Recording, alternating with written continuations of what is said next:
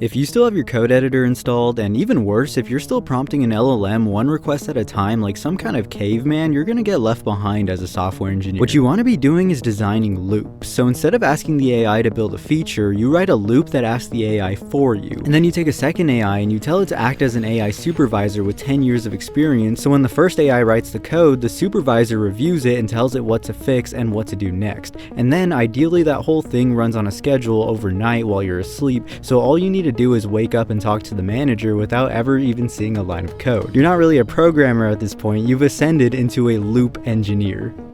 Okay, I'm just kidding. If you're watching this, I'm guessing you're not running an autonomous code factory while you sleep. You're probably someone who actually wants to get good at this. And if that's you, then using the most abstracted, hands-off, 10 AI agents form of coding is probably not the best way to learn how to code. So I want to talk about how to actually code with AI without completely losing your brain. Okay, every time you sit down to build something, you're in one of two modes. Either you're trying to ship and you just want the thing to exist and you don't really care how it gets done, or you're trying to learn, where the whole point is that you come out the other side better than you went in. And both of these are completely fine, as long as you're honest about what you're actually doing. The issue is when you think you're learning, but every time you code, you're using AI to write the entire thing and then you skim it, watch it run, and then you feel productive, when in reality you didn't really learn anything. And those are times that you were in ship mode the whole time and just telling yourself that you were actually learn. And the easy way to catch this is if the AI hands you something and you couldn't sit down and build it on your own afterwards, then you didn't actually learn it, you just shipped it. So when I actually do want to learn something, I found it's best to flip how you use the AI. So instead of asking it to write the code, you write the code yourself. I know that might sound kind of crazy, but you write the code yourself with the help of documentation or Stack Overflow if you still want to use that, or even YouTube tutorials, whatever works for you, as long as it's not copying and pasting code. And then once you get stuck and you actually wrote something yourself, bring it to the AI and ask why it didn't work. And that's the key phrase. I think it's the healthiest way of using AI when you really want to learn. It's not asking it to do stuff, but it's asking why your approach didn't work.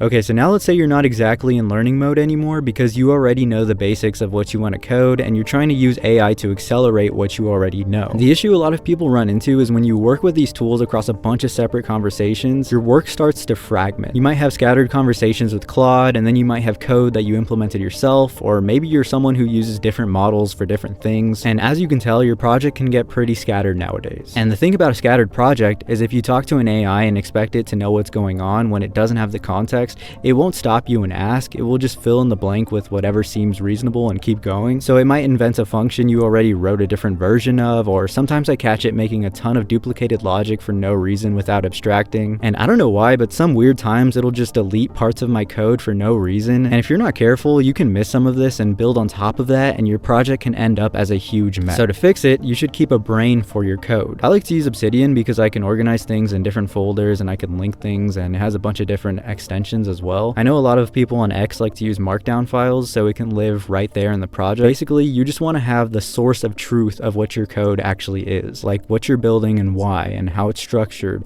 the big decisions that you've made and the reasoning behind them, and what you're working on right now, and all that different stuff. And the most important part is to keep it updated. Every time that you make like a real architectural call or finish a meaningful chunk, take 5 minutes to write and update the file. And don't let AI do the updating for this, because it will test whether you actually understand your code. And so now whenever you want to use AI to help you, you can start a new conversation and give the AI your code's brain first, and suddenly it doesn't have to guess anymore because it knows the project. But honestly, the bigger takeaway is for you, because the document forces you to be able to explain your own project clearly, and the moment that you can't write down why you made some decision, that's usually the moment you realize you didn't actually have a good reason for it, or maybe you don't really know what's going on with the code. So having like a second brain keeps the AI grounded, but it also keeps you honest with what you're doing. So yeah, write everything down. It'll test if you actually understand your code, and it'll just help you keep the thinking part for yourself.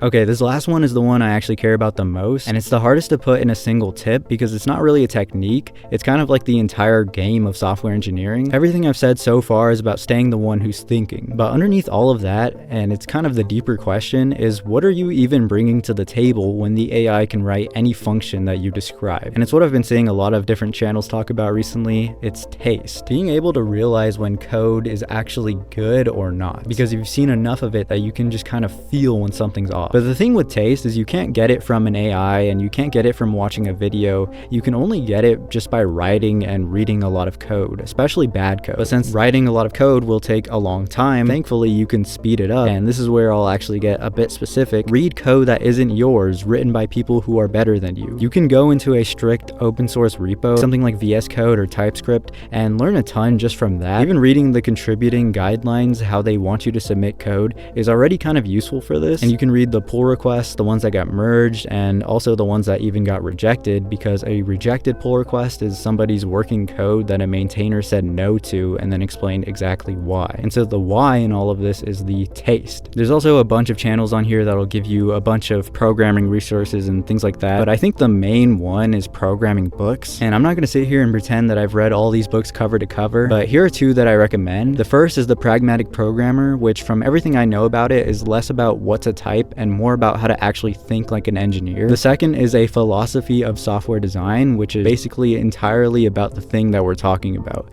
how to manage complexity and what actually makes one design deeper and better than another. And when you pair this act of reading code from people wiser than you with also building your own stuff, that's when you really start to level up and start developing your own taste by catching things in your own code. And the reason that I really like this point is because I've been thinking a lot lately about how now AI can really build anything you describe, but the more interesting question is how can you tell if a piece of code is actually good or not? And that part is really still up to the developer, and like I said, there's no shortcut to it. It's just time and writing a lot of code. So don't let AI do the thinking for you. It's already bad enough for experienced developers, and it's a much bigger deal for a student who's still in school right now who can get every answer handed to them, which is actually why I wanted to show you what today's sponsor Brilliant is doing, because they built the opposite of that. Brilliant is a learning platform for students grade 5 through college, and they just released a tutor called Koji. And what I like about it is that Koji never just gives away the answer. He asks questions and guides you to figure it out yourself. Now, let's quickly check your understanding.